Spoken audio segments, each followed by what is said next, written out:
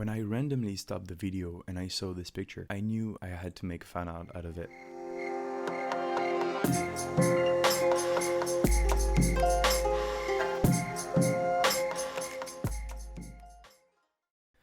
Well, hello there. It's your boy Détroit again with another fan art this week. As you will see, hopefully rather soon, it's a PewDiePie fan art because I like PewDiePie, and I think it's a whole reason behind making fan arts. It's just because sometimes you like the person or what the person is doing and you just want to appreciate it and show your appreciation. There's this weird thing about fan arts. When you go on subreddits, for example, which are full of them, or Instagram or anything for that matters, you always see all kinds of different fan arts. It's such a great source of inspiration, and also most of the time you're like, hey, this is the sort of stuff I can do too, so why not? Honestly, why not do it? It's always good practice, it's a good study, and for this one in particular, my process was to take a screenshot of the scene I wanted to represent and actually put it up on my second screen, because I wanted to do a good fan art and I knew it could have been better if I just traced the lines and worked from there, but I didn't want to because it's not nearly as fun.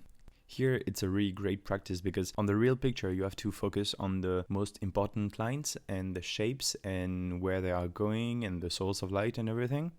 And then you have to reproduce it. So it's really important that instead of like following a contour or something, you try to represent it. So you have to cut it down in the most basic shapes. Because or else, if you just try to trace it, you're just gonna end up with like an eye way higher than the other, or the shoulders are not aligned properly. It's really easy to make basic mistakes. So it's always a good study to work from a picture. And at the same time, I just draw something I really like, PewDiePie. Also, I'm not gonna lie, making fan art is a great way to attract views, because especially if the fan art is good and it's posted, for example, on the PewDiePie subreddit, PewDiePie submissions, then there are a lot of people who are gonna see it, probably. And these are all potential viewers. I would really like to expand my fan base, if you can call it that, at 37 subscribers. So yeah, that was the idea I had in mind for this drawing. As you can see, I did the whole process digitally using Photoshop once again with my drawing tablet. And this time I did a light sketch at first, but I quickly moved on to colors because I really liked the lighting in the picture and I really wanted to try, you know, this type of portraits that people do where they just splash kind of random colors and the face pops out of it, like from nowhere. I kind of wanted to do that, but I didn't feel quite comfortable to experiment a lot with it. So I still chose relatively normal colors, or at least kind of close to the original picture. You can note that I also could have used the eyedropper tool, the color picker, to pick the exact same colors that were in the actual picture. But again, there's no fun in that. It's good to recognize every type of color and see what are the influences in it. For example, when you're looking at a face, even when there's a red lighting, for example, or purple one, there are some hints of blue in there. But because it's a face, you don't necessarily see the blue because you're so used to seeing it in a normal light where it looks kind of yellowish, orangish, pinkish. So it's really important to be able to discern this kind of color influences on the picture you're trying to represent and try to match it. So again, this was a really good study for that. And because it's digital, you can make a lot of mistakes, erase, it's all very great.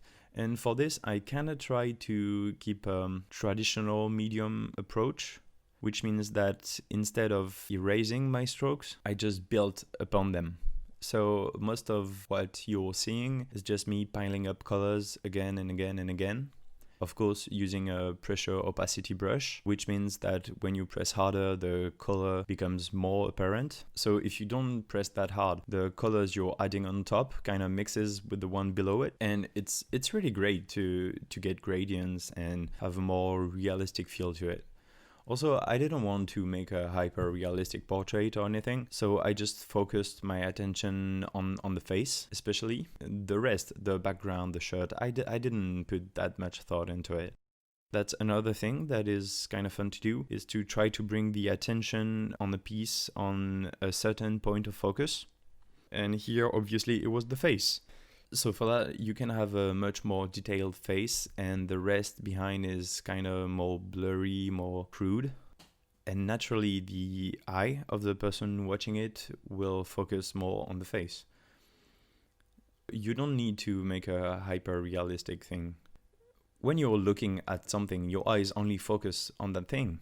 You don't focus on the background behind it and everything. We're just not so used to it because when we look at something, our eyes wander a lot and they automatically focus on everything we're seeing. And that's the difference between a picture and what you're seeing, because a picture, especially on a digital camera or anything, it will try to make everything look as crisp as possible. Whereas where you're watching something, there's only a very fine point or area that is in focus. The rest is blurry. So I think it's also good to try and do this with the drawing. But yeah, it was a bit hard to do, honestly. The subject you're trying to represent is so specific. Any weird thing in proportion, for example, at some point the head was way too small, the hand was misplaced, the eyes were not looking straight, and it's really easy to mess up the drawing. And because it's a subject that basically everyone knows at this point, I hope you all know PewDiePie, the mistakes are easier to see, is what I mean. But I think in the end, it didn't turn out too bad. Once I finish editing this video and uploading it, then I will post the image on my Instagram, which I always do. By the way, it's at d3_sd. The link is in the description below. But I will also post it on Reddit. My Reddit username is u/d3trois. My full name, if you will, and I will post it on the PewDiePie submission subreddit. So hopefully I can get a bit more views from there, expand my fan base, and the top of the top would be if I was featured in Hawaii. But hey, if it doesn't happen, it's fine by me. It's completely okay.